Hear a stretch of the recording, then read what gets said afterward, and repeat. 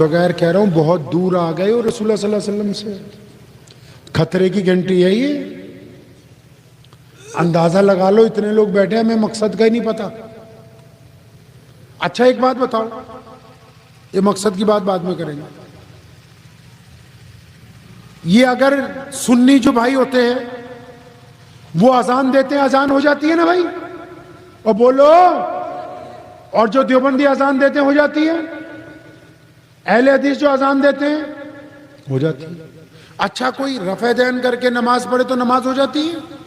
اور بولو یار ہو جاتی ہے. اچھا کوئی یہاں پہ نیت باندھے تو نماز ہو جاتی ہے؟ ہو جاتی ہے. اچھا کوئی ناف پہ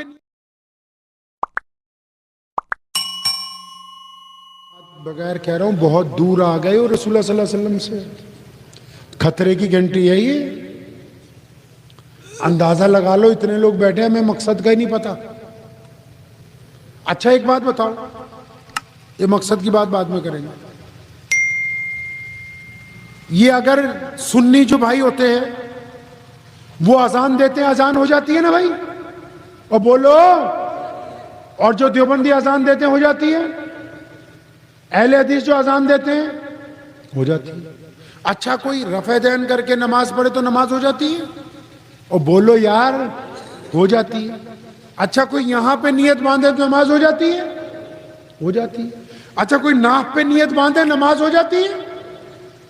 اس کا مطلب یہ جو ضرورتیں ہیں اسلام کی، یہ تھوڑا بہت آگے پیچھے کرو تو کام چل جاتا ہے. تو ہم ضرورتوں پر ایک دوسرے کے خلاف لڑ رہے ہیں، مقصد ہمیں نہیں پتا ہے. اندازہ لگائیں. ضرورتوں پر تو لڑائی چل رہی ہے، مقصد. رسول اللہ جب آئے پوری کائنات میں اندھیرا تھا، مقصد یہ تھا. فرمایا اشہد ان لا الہ الا اللہ وحدہ لا شریک لہ واشہد ان محمدًا عبدہ ورسولہ. فرمایا یہ جو بندہ کہہ دے کہ میں اللہ کو مانتا ہوں، رسول اللہ کو مانتا ہوں، تو اس پر لازم ہے کہ وہ دنیا کے تمام انسانوں کو برابری کا درجہ دے گا. بس یہی مقصد تھا. مقصد چھوٹا سا تھا کہ جو کلمہ لا الہ الا اللہ محمد رسول اللہ پڑھ لیں گے وہ بھائی بن جائیں گے. جو لا الہ الا اللہ محمد رسول اللہ پڑھیں گے وہ ہندو بھائیوں کو، سکھ بھائیوں کو، دلت بھائیوں کو، عیسائی بھائیوں کو، بودھی بھائیوں کو اپنے سے برابر سمجھیں گے، کمتر نہیں سمجھیں گے. فرمایا کسی گورے کو کسی کالے کے اوپر کوئی اہمیت حاصل نہیں ہوگی، کسی امیر کو کسی غریب پر کوئی اہمیت. بس یہ مقصد تھا. مقصد تو پتہ نہیں، ضرورتوں پہ لڑ رہے. اچھا ضرورتیں کیوں بنائی؟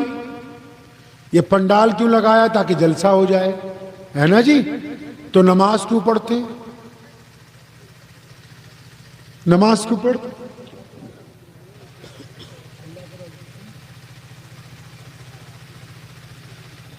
یہ دو آدمی تو اللہ کو راضی کرنے کے لیے پڑھ رہے ہیں. آپ کیوں پڑھتے بھائی؟ ارے بولو، گھر میں ہی بیٹھے، کوئی شرم کی بات. فرض ہے. دیکھو ماشاءاللہ انہوں نے صحیح کہہ دیا، فرض ہے. آپ بتاؤ جی آپ کے دل میں کیا ہے ویسے؟ اللہ کو راضی کرنا. مذاق کے بغیر کہہ رہا، بندہ نہ بس ہوتے طالب علم تو جوتی اتار لیتا. بس اندازہ لگاؤ کہ ہم غیر ضروری کتنی باتیں دن میں کرتے ہیں، ہمیں یہ بھی نہیں پتا کہ نماز کیوں پڑھتے ہیں. مسجد کے لیے لڑنے مرنے کے لیے تیار، وہ نماز کو پڑھ رہے ہوتا نا. تو اللہ کو قرآن میں کہاں لکھا کہ اللہ کو راضی کرنے کے لیے پڑھنی؟ قرآن پاک نے متعدد جگہ نماز کا ذکر کیا، لیکن بغیر وجہ تسمیہ کے نہیں کیا. فرمایا نماز تم پر اس لیے فرض کر دی گئی تاکہ تم گندی باتیں کرنی چھوڑ دو، اچھی باتیں کرنے لگو. فرمایا تاکہ تم متقی بن جاؤ. اور سب سے عام آیت آپ کو سناؤں، سب سے عام آیت آپ نماز میں پڑھ لیتے ہو روز. ارایت الذی، اور بولو ارایت الذی فذلک الذی ولا یحض فویل. یہ کن مصلیوں کی بات ہو رہی جن کو اللہ تعالیٰ کہہ رہے ہیں تمہاری نمازیں برباد ہو گئیں؟ بھلے شاہ نے کیا ہے نا، نماز پڑھی تے نیاز نہ کی تھی، تیریاں کس کم پڑھیاں نمازاں؟ فرمایا نماز تو پڑھتا ہے، غریب کے منہ میں لقمہ نہیں ڈالتا، نماز تو پڑھتا ہے، ماں باپ کا کہنا نہیں مانتا، نماز تو پڑھتا ہے، بیوی سے محبت نہیں کرتا، نماز تو پڑھتا ہے، پڑوسی کے ساتھ لڑائی جاری رکھتا ہے، نماز تو پڑھتا ہے، کسی بھٹکے ہوئے کو راستہ نہیں دکھاتا، تو پھر نماز پڑھتا ہی کیوں ہے؟ نماز تو اسی لیے پڑھوا رہے تھے تاکہ تو اچھا بندہ بن جائے۔ یہی نہیں پتا نماز کیوں پڑھ رہے ہیں، مسجد کیوں بنائی؟ یہ تو آسان سا سوال ہے، تو یہ بتا دے۔ نماز پڑھنے کے لیے، ماشاءاللہ۔ آپ بتاؤ جی،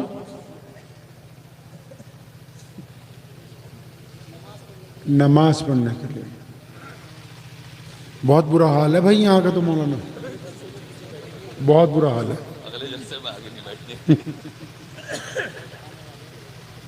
اچھے مفتی صاحب بیٹھے، مولانا کو بھی پوچھ لینا میرے جانے کے بعد کہ اگر گھر میں نماز پڑھے تو ہو جائے گی؟ آپ بتاؤ، گھر میں نماز پڑھو گے تو ہو جائے گی؟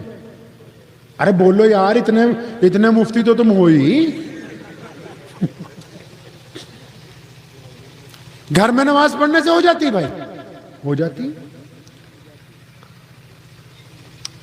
اچھا کتنی نمازیں فرض ہیں؟ کتنی؟ فجر، ظہر، مغرب، ان کے بعد ایک نماز اور بھی ہے جس کو پاورفل نماز کہتے ہیں، کون سی؟ تو تہجد میں اذان نہیں ہوتی؟ بولو تو صحیح، نہیں ہوتی۔ اچھا تہجد میں مسجد میں نہیں جانا پڑتا؟ ہاں نہیں جانا پڑتا؟ تہجد کے لیے ملا جی کی ضرورت ہے بھائی؟ نہیں۔ تو کبھی خود کھوپڑی لگائی کہ جو 5 نمازیں فرض ہیں اور یہ جو تہجد کی نماز ان سے پاورفل ہے، اس کے لیے مسجد بھی نہیں چاہیے، مولوی بھی نہیں چاہیے، اذان بھی نہیں چاہیے، تو یہ جو 5 نمازیں ان کے لیے بہت بڑا جگاڑ لگا رکھا تم نے۔ کیوں؟ میاں صاحب آپ کو اس لیے نہیں پتا کیونکہ آپ نے رسول اللہ صلی اللہ علیہ وسلم سے پوچھا ہی نہیں کہ یا رسول اللہ مسجد میں بنانی کیوں ہے؟ آپ کے پاس فرصت ہی نہیں ہے۔ آپ پوچھتے نا اللہ کے نبی سے تو امام بخاری نے، امام نسائی نے، ابو داؤد نے اور ان سب اماموں کے ان نائبین نے، یہ جو اسٹیج پر بیٹھے ہیں، یہ آپ کو پھر بتاتے کہ رسول اللہ نے کہا ہے کہ مسجد بناؤ تاکہ جماعت سے نماز پڑھنی ہے۔ نماز تو گھر پہ بھی ہو جاتی ہے۔ پھر اگر آپ پوچھتے یا رسول اللہ جماعت سے کیسے نماز پڑھنی، تو اللہ کے نبی نے فرمایا کہ مسلمانوں کندھے سے کندھا جوڑ کے نماز پڑھنی ہے۔ پھر اگر پوچھتے یا رسول اللہ کندھے سے کندھا جوڑنے سے کیا ہوگا، تو کریم رسول نے فرمایا کہ جب تم کندھے سے کندھا جوڑو گے تو تمہارے دل آپس میں مل جائیں گے۔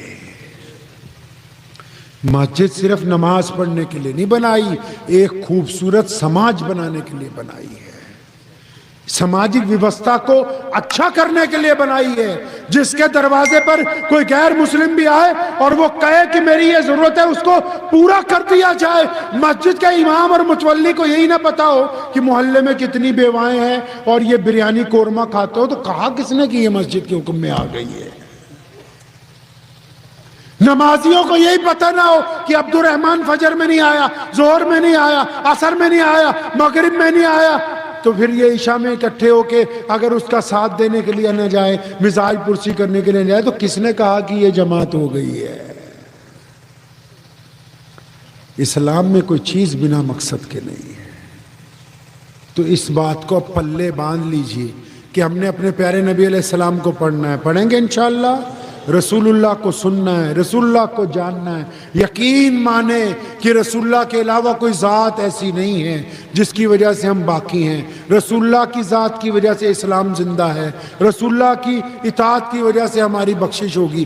دعا کیجئے، وقت بھی بہت زیادہ ہو گیا۔ اللہ تعالیٰ مجھے اور آپ سب کو اس کے اوپر عمل کی توفیق عطا فرمائے۔ وآخر دعوانا ان الحمدللہ رب العالمین۔